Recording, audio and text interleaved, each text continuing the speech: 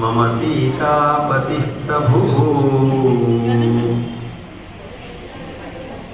శ్రీరామ శరణం మమ శ్రీరామ రామ రామ. జై శ్రీమన్నారాయణ.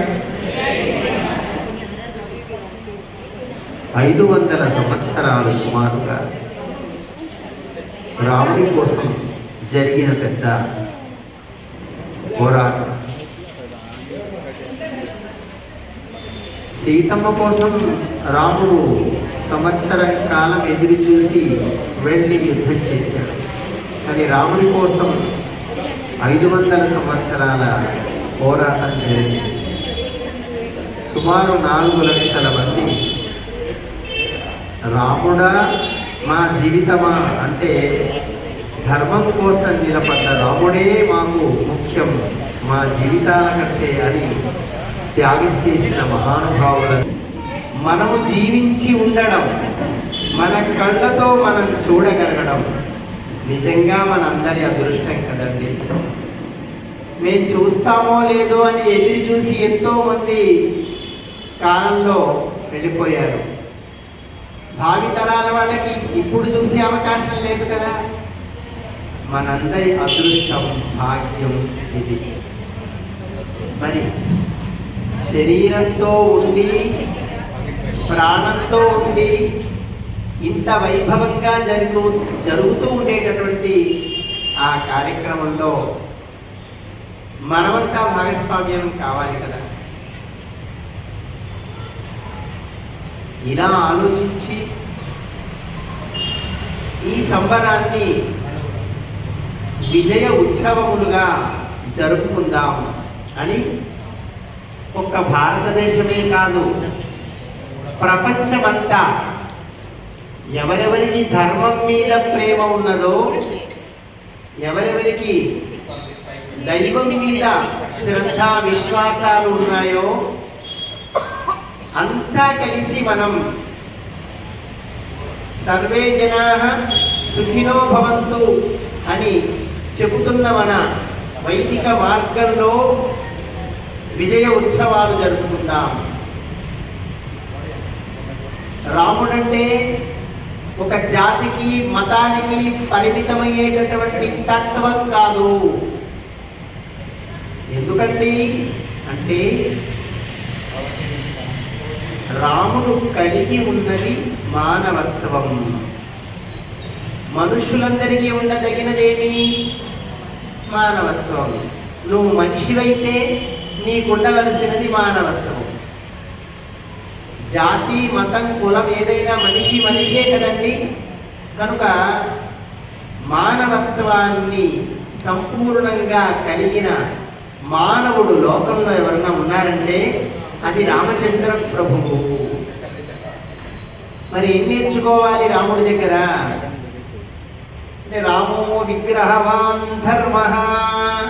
ధర్మం ఒక రూపంలో ఉంటుందంటే రాము అహంకారము, చిత్తము, జ్ఞానము, గుణము, కర్మ, ఆత్మ, శరీరంతో పాటు ఇన్ని ఉన్నాయి. కానీ మనందరికీ కనిపించేది శరీరం ఒకటే. మిగతావన్నీ కనిపిస్తున్నాయా? చూశారా ఎవరన్నా మనస్సును ఎలా ఉంటుందో? చూశారా ఎక్కడన్నా? ఉందా లేదా? బుద్ధి ఎలా ఉంటుంది? ఏ రంగులో ఉంటుంది? ఏ రూపంతో ఉంటుంది? చూశారా ఎక్కడన్నా? చూడలేదు. మరి చిత్తము అంటారు, ద కాన్సన్ట్రేషన్. మన చిత్రం ఎక్కడ ఉంటుంది? చిత్రంగా ఉంటుంది మన చిత్తం. ఏమండి? అన్ని ఇచ్చిన భగవంతుడిపై పెట్టాలా చిత్తము? కొన్నాళ్ళకు పోయే శరీరం మీద పెట్టాలా? ఈ ఒకటి అర్థమైతే గొప్ప జ్ఞానం ఏర్పడుతుంది మనిషి. అహంకారం, నేను, నాది. నేను అంటే అహంకారం, నాది అంటే మమకారం. మమ నాది, అహం నేను. ఈ రెండు ఎట్లా తొలగించుకోవాలో మనం రాముడిని చూసి నేర్చుకోవచ్చు. బుద్ధిని ఎట్లా మంచి దారిలో పెట్టుకోవాలో మన రాముడిని చూసి నేర్చుకోవచ్చు. మన మనస్సుని ఎట్లా పట్టుకోవాలో, నిండుగా ఉంచుకోవాలో, ఆధీనంలో పెట్టుకోవాలో రాముణ్ణి చూసి నేర్చుకోవచ్చు. జ్ఞానాన్ని ఎట్లా బిడ్డల ద్వారా పొందాలి రాముణ్ణి చూసి నేర్చుకోవచ్చు. మంచి గుణములని ఎలా కలిగి ఉండాలో, ఏ సమయంలో ఎటువంటి గుణములను మనం ప్రదర్శించాలో రాముడిని చూసి నేర్చుకోవచ్చు. కర్మ, ఏ పని చేస్తే లోకమంతా మనని మెచ్చుకుంటుంది, ఏ పని చేస్తే మనకు, మనవాళ్ళకి, సమాజానికి, దేశానికి, లోకానికి ఉపయోగపడుతుందో అటువంటి కర్మ ఎలా, ఎప్పుడు, ఎట్లా చేయాలో మనం రాముడిని చూసి నేర్చుకోవచ్చు. ఇంతకీ రాముడు ఎవరండి? మనిషి ఎలా బ్రతకాలో, ఎలా గొప్పతనాన్ని సాధించుకోవాలో, ఎట్లా మంచిగా జీవించాలో మనకి చూపించడం కొరకు దేవతలందరూ ప్రార్థిస్తే దేవతల రక్షణ కొరకు ఋషులందరి యొక్క తపశక్తి కొనసాగుట కొరకు మానవులందరినీ ధర్మ మార్గంలో నడుపుట కొరకు సకల జగన్నాథుడే రాముడుగా దిగివచ్చెను. ఎలా, ఎవరు దిగివచ్చింది? ఈ విశ్వమంతటిని సృష్టించి నడిపించి తన ఆధీనంలో ఉంచుకోగలిగేటటువంటి పరమాత్మ ఎవరో ఆయన మనందరికీ నేర్పించుట కొరకు రాముడుగా దిగి వచ్చారు. ఏం చెప్తుంది రామాయణం? వేద వేద్యే పరే పుంసి జాతే దశరథాత్మజః వేదః ప్రాచేత సాదాసీత్ సాక్షాత్ రామాయణాత్మనః అని చెప్తుంది. వేదము చేత కొనియాడబడే భగవంతుడు ఎవరైతే ఉన్నారో ఆయన ఈ లోకంలోకి దశరథ మహారాజుని తండ్రిగా ఎంచుకొని అయోధ్య నగరంలో నేను అవతరిస్తానని స్థానాన్ని ఎంచుకొని యజ్ఞంలో నుండి అమృత స్వరూపమైన పాయసంలో నుండి గర్భంలోకి వెళ్ళి ఆవిర్భవించాడు రామచంద్ర ప్రభు. మరి రాముడు అవతరిస్తే అవతరించిన దగ్గర నుంచి అవతారాన్ని చాలించేదాకా ఒక కథ ఉండాలి కదండి, ఉండాలి కదా. ఆ కథ ఆయన అవతారం తరువాత కూడా మనం చదవగలిగేటట్టుగా, మనం వినగలిగేటట్టుగా ఒక కథ ఉండాలా వద్దా? ఆ కథ పేరేమి? శ్రీరామాయణము. ఏమిటి రామాయణం అంటే? ఈ లోకమంతా ఇలా ఏర్పడటానికి ఏదో ఒక జ్ఞానం అవసరం కదండి. ఇప్పుడు ఇది బల్ల తయారు చేశారనుకోండి, ఎవరన్నా జ్ఞానం అవసరమా లేదా? జ్ఞానంగా తయారు చేయకపోతే ఈ కాలిటు ఇలా బల్ల ఒకవైపుకు వరిగిపోతుంది. అంత పర్ఫెక్ట్గా కొలతలు పెట్టుకుంటే కదండి ఇది ఇంత చక్కగా నిర్మాణం అయింది. మనం చూస్తున్న ఈ నిర్మాణం అంతా జ్ఞానం ఉన్నవాడు కట్టాడా లేనివాడా? ఒక చిన్న బల్ల తయారు చేయాలంటేనే జ్ఞానం కావాలి, ఒక మంచి కట్టడం కట్టాలంటే జ్ఞానం కావాలి. మరి ఇంత సృష్టి జరగాలంటే జ్ఞానం అవసరమా లేదా? ఎంత జ్ఞానం? మన ఊహకి అందని జ్ఞానం. ఇప్పుడు ఈ నిర్మాణం చేసిన వాడి జ్ఞానం మనకు అందుతుందండి? ఏమో, ఆయన గొప్ప జ్ఞానం కదా. చూడండి, ఇంత దూరం అది పడకుండా ఎంత చక్కగా నిలబడిందో, గొప్ప జ్ఞానమే. ఈ నిర్మాణం చేసిన వాళ్ళ జ్ఞానమే గొప్పదైతే, ఏ గ్రహం కింద పడకుండా వాటి కక్షల్లో తిరిగేట్టుగా భూమి తిరుగుతుందా లేదా? తిరుగుతుందా? సూర్యుడు, చంద్రుడు, మిగతా గ్రహాలన్నీ కదులుతున్నాయా లేవా? దానాల కంటే వేలాడి తీసారా ఎవరన్నా? ఆ కక్షలో తిరిగేట్టుగా లాగుతున్నారా ఎవరన్నా? ఇంత సృష్టి ఇంత పర్ఫెక్ట్గా ఇంత విధానంతో నిలిచింది అంటే, ఇలా నిర్మాణము చేయగలిగే, నిలుపగలిగే, నడుపగలిగే జ్ఞానం ఎంత జ్ఞానం అండి! ఎంత జ్ఞానం! అనంతమైన సృష్టి, అనంతమైన జ్ఞానము. ఏమిటా జ్ఞానము? సృష్టి కంటే ముందుండే జ్ఞానం. ఇప్పుడు బల్ల ఉందా, జ్ఞానం ఉందా?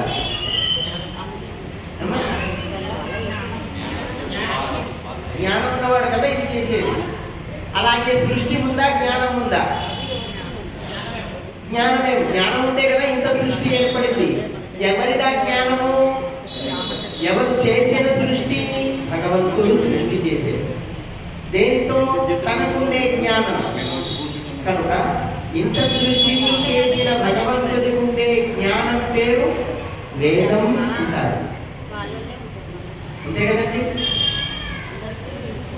ఆ వేదమే బాధపడుతుందట, అయ్యో నేను ఎవరికి అందకుండా ఉండిపోయానే, స్వరాలతో నియమాలతో ఉంటుంది, నన్ను ఎవరు చదివే అవకాశం లేదు. ఎందుకంటే వేదం తప్పుగా చదివితే మహా దోషం అండో. నేను చదివేస్తాను బయలుదేరి ఓ వచ్చింది రాంది చదివితే అది చాలా తప్పు, దోషం అంటారు మన శాస్త్రజ్ఞులు. ఎందుకని అంటే కొన్ని పదాలు వాడే విధానం తెలియాలి. ఇప్పుడు దయచేయండి అన్నాం అనుకోండి, దయచేయండి అంటే సిగ్గులే దయచేయకుండా పెట్టుకోండి. జస్ట్ ఒకే వర్డ్ని ప్రొనౌన్సియేషన్ స్టైల్ వాడితే, రండి అన్నదానికంటే గొప్ప ఆహ్వానం దయచేయండి అంటే, దయచేయండి అంటే చాలు, ఇంకా పెట్టుకోండి. అంటే ఇలా స్వరం మారితే ఆ పదానికి ఉండే అర్థం ఎట్లాగైతే మారిపోతుందో, వేదాన్ని ఇష్టం వచ్చినట్టుగా చదవడానికి వీల్లేదు. అలా నేను ఎవరికి ఉండకుండా ఉండాలి. ఏదేదో నియమాలతో ఉన్నవాళ్ళు మాత్రమే చదివే పరిస్థితి ఉంటే, ఇంత సృష్టి విజ్ఞానమైన నేను అందరికీ అందితే బాగుండు అనుకుందట వేదం. భగవంతుడిని ప్రార్థన చేసింది, హే భగవన్, నేను ఎవరికి అందట్లేదయ్యా, నేను అందరికీ అందేట్టుగా అనుగ్రహించు స్వామి అని ప్రార్థిస్తే, చాలా మంచి ఆలోచన. నేను లోకంలో ధర్మాన్ని నిలిపడం కొరకు రాముడిగా అవతరిస్తున్నాను. జీవులందరూ ఎవరికి సంబంధించిన వాళ్ళండి? భగవంతుడికి సంబంధించిన వాళ్ళం కదా మనమంతా, అవునా కదా? జీవులంతా దేవుడికి సంబంధించిన వాడు. దేవతలు చాలా మంది, దేవుడు ఒక్కడే. ఆ ఒక్కడే రాముడుగా అవతరించెను. వేదవేద్యే పరి అంటే వేదము చేత కొనియాడబడే సృష్టి మూల విజ్ఞానము కలిగిన భగవంతుడెవరో ఆయన రాముడుగా అవతరించెను. ఆయన్ని చెప్పేటటువంటి ఇంత సృష్టి మూల విజ్ఞానమైన వేదము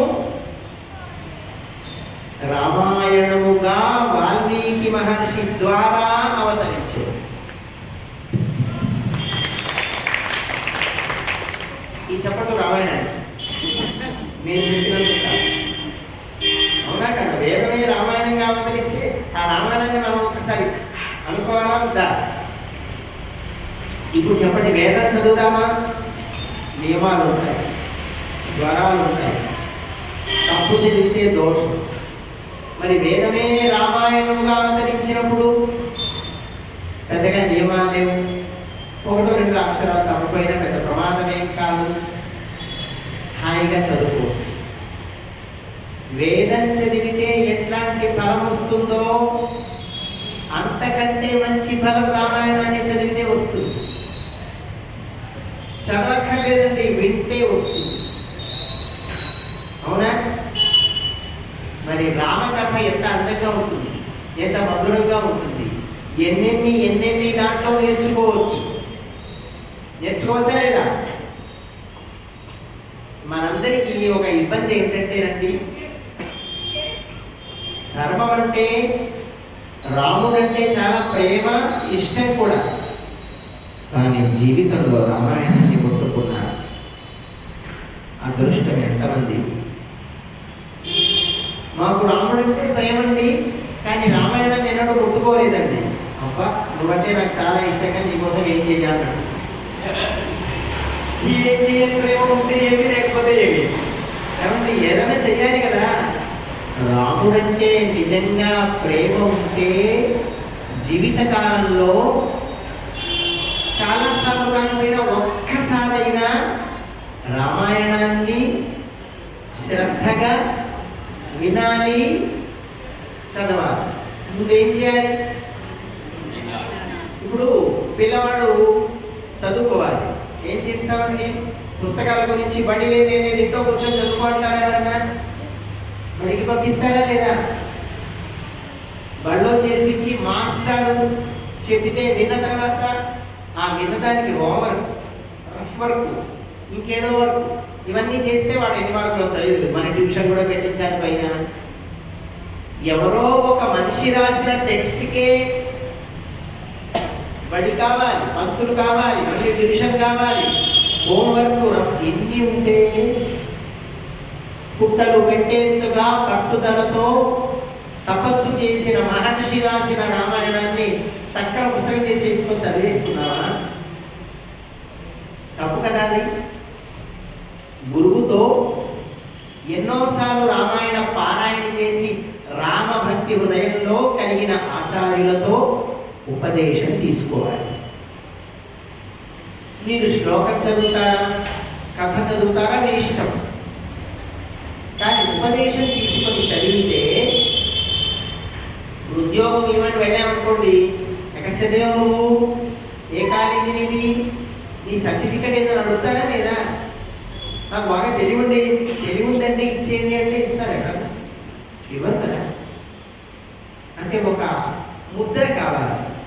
ఆచార్య ముద్ర లేకుండా కొన్ని దైవ మార్గాల్లో మనం వెళ్ళే అవకాశం లేదు. ఎందుకంటే అంత వాల్మీకి మహర్షి దేవఋషి అయిన నారదునితో ఉపదేశం తీసుకొని రాశాడంలో. రాసిన ఆయనే గురువుతో ఉపదేశం తీసుకుంటే చదివే మనం తీసుకోవాలని అర్థం. ఏమండి? ఖచ్చితంగా ఉపదేశం తీసుకొని రామాయణాన్ని చదవాలి. ఒకవేళ ఈ జీవితంలో రామాయణాన్ని వినకుండా, చదవకుండా ముగిసిందనుకోండి, అది సార్థకమైనట్లా, వ్యర్థమైనట్లా? మనలో మాట అనుకున్నా. రాముడు మన కొరకు 11,000 సంవత్సరాలు భూమి మీద ఉండి ధర్మపాలన చేసి రామాయణాన్ని ఇస్తే మనం టైం లేదండి. ఆయనేమో మన కొరకు 11,000 సంవత్సరాలు టైం ఇవ్వాలా? మనమేమో రామాయణం కోసం ఏం టైం ఇవ్వద్దా? కొన్ని టైం మనకు ఆయన ఇవ్వాలా, ఆయన మనకి ఇవ్వాలి?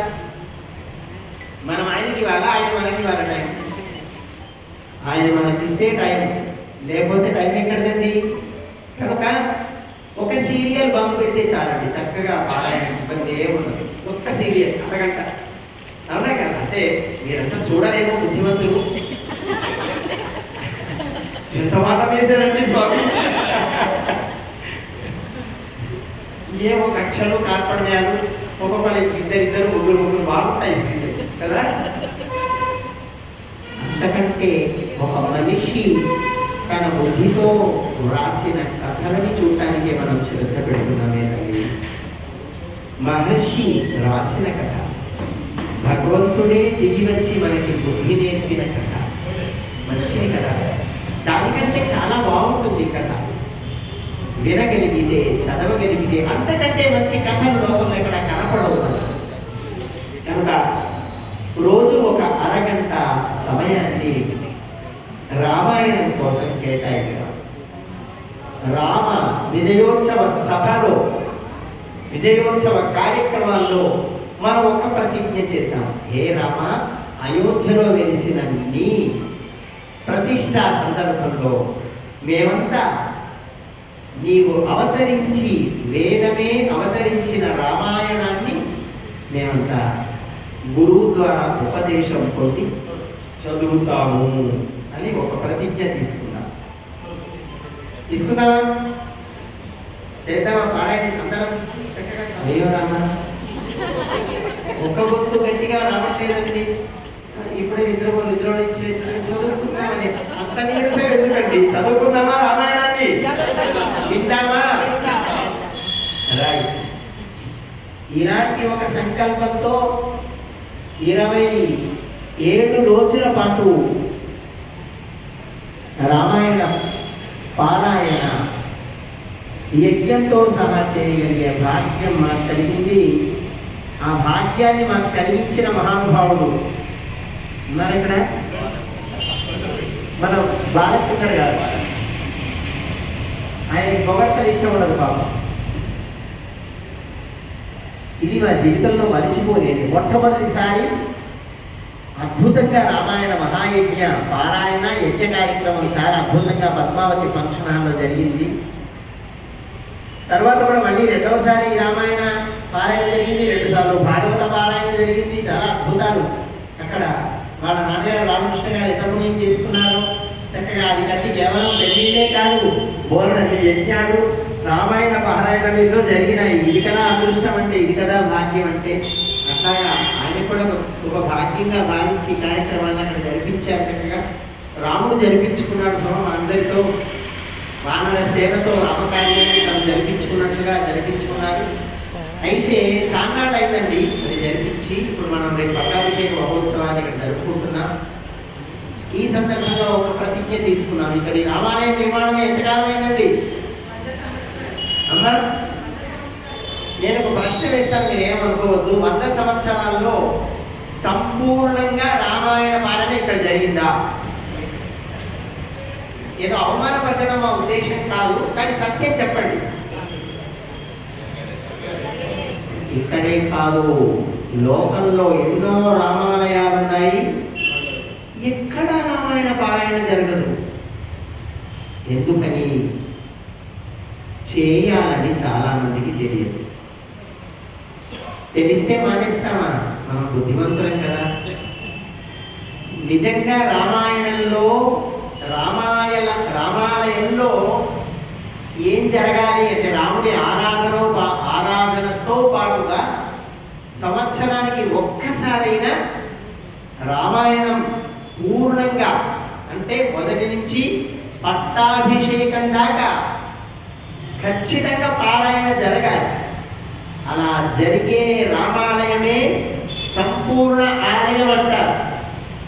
లేకపోతే దానికి ముందు వస్తుందని మన పెద్దలు చెప్పారు. నేనంటే గుడికొచ్చి మా అయ్యగారు మా ఆలయం అసంపూర్ణం అన్నారని నన్ను అనకండి. పెద్దలు చెప్పారు సంపూర్ణ ఆలయం సంవత్సరానికి ఒకసారి రామాయణం జరిగితే, లేకపోతే ముందర ఉంటుంది అని పెద్దలు చెప్పారు. కనుక మనం ఇప్పటి నుంచి ఆని ఉంచుదామా తొలగిద్దామా? గట్టిగా నటిస్తామా? అంటే అమ్మాయిని తొలగించమని ఆది చెప్పకండి కదా. సంపూర్ణం చేసుకుందాం. సంవత్సరానికి ఒకసారి రామాయణ పారాయణ జరగాలి. ఏమండి అనుకుంటే పెద్ద కష్టమే కాదండి. అదే గట్టిగా అనుకో అయిపోతుంది అన్నట్టుగా, గట్టిగా అనుకుంటే అయిపోతుంది. ఏదైనా అయిపోతుంది నిజంగానే. కొన్ని పదాలు వాడు తన శాస్త్రాలతో చూసి రాస్తారు. వాళ్ళతో బుద్ధిమంతులు. స్వామి, ఈ ఆలయంలో ఇప్పటి నుంచి ప్రతి సంవత్సరం శ్రీరామాయణ పారాయణ ప్రవచనం. ఎందుకని? ఆలయం అంటే సమాజానికి భగవంతుడు ఇచ్చిన జ్ఞానాన్ని ఇచ్చే ఒక కేంద్రంగా ఉండాలా? ఉండాలి కదా. మనం ఉండాలన్నప్పుడు భగవంతుడు అవతరించిన కథని మనం వినాలా? అలా వినగలిగే ఒక మంచి క్షేత్రంగా దీన్ని మనం మలచుకుందాం. ఇది అయోధ్యలో రామ ప్రతిష్ఠ ఒక దీక్షగా ఇక్కడి నుంచి మనం ఈ సంవత్సరం నుండి 100 సంవత్సరముల చరిత్ర కలిగిన ఈ రామాలయంలో ఇక నుండి ప్రతి సంవత్సరం శ్రీరామాయణ పారాయణ జరిగేటట్టుగా, రామ కథని ప్రతి సంవత్సరం ఒకసారి వినేటట్టుగా ఒక దీక్షని పెట్టుకుందాం. మీ హృదయాల్లో ఆంజనేయ స్వామి ప్రవేశించి ఆ దీక్షను సఫలం చేయుగాక అని మేము మనస్ఫూర్తిగా ప్రార్థన చేస్తాం.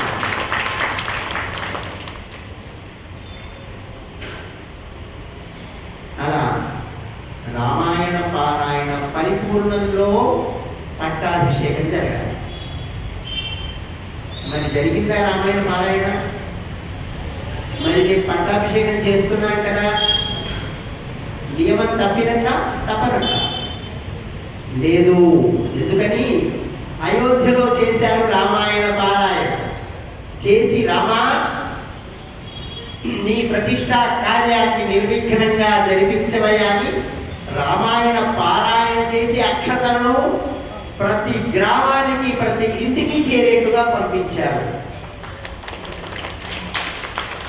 ఇప్పుడు చెప్పండి, అక్కడ చేసిన పారాయణకి కృతజ్ఞతగా మనం పట్టాభిషేకం చేయవచ్చునా? అది నియమం తప్పలే. మనం అడిగారు మన బాలచంద్ర గారు, పట్టాభిషేకం చేయాలండి, రామాయణ పారాయణ తర్వాతే చేయాలండి అని మేమన్నాం. కానీ తర్వాత తెలిసింది అయోధ్యలో రామాయణ పారాయణ చేసి అక్షతలు పంపించారని. అయితే ప్రతి గ్రామంలో ఎక్కడైనా ఈ సందర్భంలో అందరూ చేసేసుకోవచ్చు పట్టాభిషేకం. ఇది మనందరి అదృష్టం. అయినప్పటికీ రేపు మనము సంక్షేప రామాయణాన్ని, సంక్షిప్త రామాయణం అంటారు, చక్కగా వాల్మీకి మహర్షికి నారద మహర్షి ఉపదేశం చేసిన 100 శ్లోకముల రామాయణాన్ని పారాయణ చేసి పట్టాభిషేక సర్గని కూడా పారాయణ చేస్తూ పట్టాభిషేక మహోత్సవాన్ని 100 సంవత్సరాల పరిపూర్ణతగా అక్కడ రామాలయ ప్రతిష్ట సందర్భంగా విజయోత్సవంగా రేపటి రోజున మనం పట్టాభిషేక కార్యక్రమాన్ని జరిపించుకునే అదృష్టం మనందరికీ కలిగింది. జై శ్రీరామ్. ఈ కార్యక్రమానికి చక్కగా దంపతులుగా కూర్చున్న వాళ్ళంతా భాగ్యవంతులు. ఒక విషయం మనం బాగా గుర్తుపెట్టుకోవాలి, ఎన్నెన్నో దేవతా మూర్తులు ఉన్నాయి. ఎవరెవరి ఇష్టాలను బట్టి ఆయా ఆయా దేవతా మూర్తులకి ఆరాధనలు జరిపిస్తారు. కానీ పట్టాభిషేకం అనే ఉత్సవం ఒక్క రాముడికి మాత్రమే జరుగుతుంది, ఎవ్వరికి జరగదు. మరి అంతటి అదృష్టాన్ని పొందగలిగే భాగ్యం మనందరినీ కదండి. కనుక శ్రద్ధావంతులై, ప్రేమతో, ఇష్టంతో, మంచి మనస్సుతో, ఉత్సాహంతో, శ్రద్ధతో దంపతులుగా చక్కగా వచ్చి పట్టాభిషేక కార్యక్రమంలో సంకల్పంగా అందరూ సంకల్పం చేసుకోవచ్చు. కానీ ఆ కార్యక్రమానికి కూర్చోవడానికి అవకాశం కలిగిన వాళ్ళంతా రేపు ఈ అవకాశాన్ని ఉపయోగించుకోవచ్చు. ఏమంటే ఏమైనా టికెట్లు లాంటివి పెట్టారా? అందరికి ఏం లేదు కదా. ఇది నిజమైన విధానం. మన వాళ్ళంతా చాలా మంచి మనసు కలిగిన వాళ్ళు. రాముడు ఏదో మా గురువు గారు చెప్పారు, మేము ఇప్పటికి 35 సంవత్సరాలుగా జ్యోతిష్యం చెప్తున్నాం. ఫోన్ చేసి అడుగుతారు, ఫీజు ఎంతండి గురువు గారు అంటే మా గురువు గారు మాకు పాఠం చెప్పేటప్పుడు శాస్త్రాన్ని అమ్ముకోకురా నమ్ముకోమన్నారు. అమ్ముకోకన్నారు. మీరైతే ఖాళీ చేతులతో రాదు కదా, మా రాముల వారికి పువ్వులు పళ్ళు మీకు తోచిన ఆ సేవకులకు దక్షిణ ఏదైనా తీసుకురండి. ఇదే సమాధానం అండి 35 సంవత్సరాల నుంచి. నేను జ్యోతిషం మీదనే నా జీవనం. ఇలాంటి వాళ్ళు కూడా ఉన్నారా అని వచ్చి ఆనందపడి విషయాన్ని తెలుసుకొని బాగుపడేట్టుగా భగవంతుడు అనుగ్రహించారు వచ్చిన వాళ్ళందరినీ. అట్లాగా కనుక మనవాడు కూడా చక్కగా రేపటి కార్యక్రమానికి ఏ రకమైనటువంటి ఇంత ఇస్తే ఇలా దేవుణ్ణి మేము అమ్ముకుంటున్నామని కాకుండా బాబు మంచివాడు, ఏ రకమైనటువంటి ఫీజు పెట్టకుండా రేపటి పట్టాభిషేక కార్యక్రమంలో అందరూ చక్కగా శ్రద్ధ కలిగిన వాళ్ళంతా దంపతులుగా పాల్గొనవచ్చు. మరి ఇంతటి అదృష్టాన్ని పొందడానికి అందరికీ మన కమిటీ వారి తరఫున, ఈ కార్యక్రమాన్ని ఆధ్వర్యం చేసే, నిర్వహణ చేసే వారందరి తరఫున, రాముడి తరఫున మన హనుమాన్ అందరినీ ఆహ్వానిస్తున్నారు. వద్దామా? జై శ్రీరామ్. చాలా సంతోషం.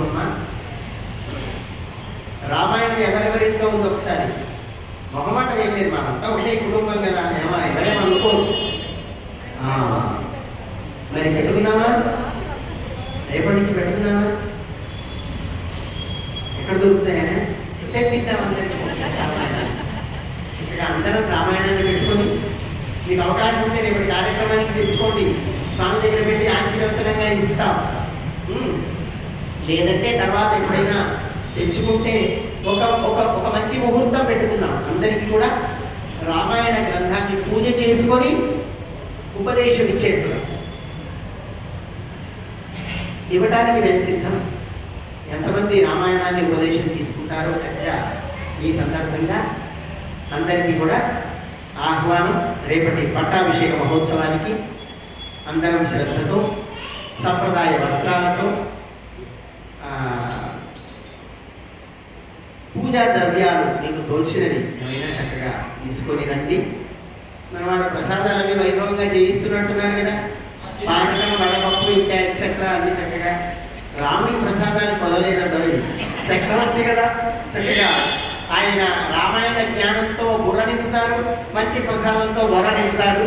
రాముడి పట్టాభిషేకాన్ని చక్కగా అందరం కలిసి ఆ వైభవాన్ని అనుభవిద్దాం, ఆస్వాదిద్దాం. జై శ్రీరామ్, జై జై శ్రీరామ్, భారత్ మాతా కీ స్వస్తి.